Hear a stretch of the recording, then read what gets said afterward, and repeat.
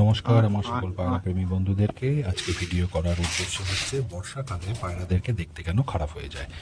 অনেক বন্ধুরই প্রশ্ন থাকে এটা যে দাদা পায়ের পালক তো বলছেন 6 ইঞ্চি কি 5 ইঞ্চি, কিন্তু এখন এরকম কেন? প্রথম কথা বলে রাখি, বর্ষাকালে সমস্ত পাখিরই, ইভেন মানুষেরও দেখবেন যে মাথার চুল বেশি পরিমাণে উঠতে থাকে। কেননা হচ্ছে ওয়েদারে হিউমিডিটি থাকে এবং আপনারা জানেন যে পায়রার গায়ে এক ধরনের ডাস্ট থাকে।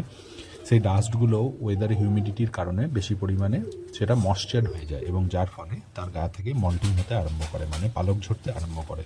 তো পালক ঝরার কারণে পায়রাদেরকে দেখতে অনেকটা খারাপ লাগে, অনেকটা ন্যাড়া ন্যাড়া লাগে, বা তাদেরকে মনে হয় যেন গায়ে বা মাথায় পালক কম। দেখুন এই পায়রাটার পায়ের পালক ভেঙে গেছে, কিন্তু মাথায় ঝুঁটিটা দেখলে আপনারা বুঝতে পারবেন যে এই লোটনটার কোয়ালিটিটা কীরকম।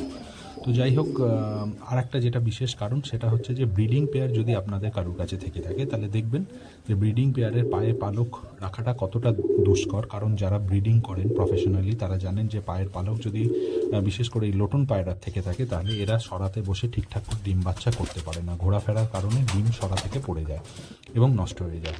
তো যাই হোক, এই ইনফরমেটিভ ভিডিওটা আপনাদের ভালো লাগলে অ্যাপ্রিসিয়েট করবেন, আমার চ্যানেলটাকে লাইক এবং সাবস্ক্রাইব করবেন। ধন্যবাদ, ভালো থাকুন।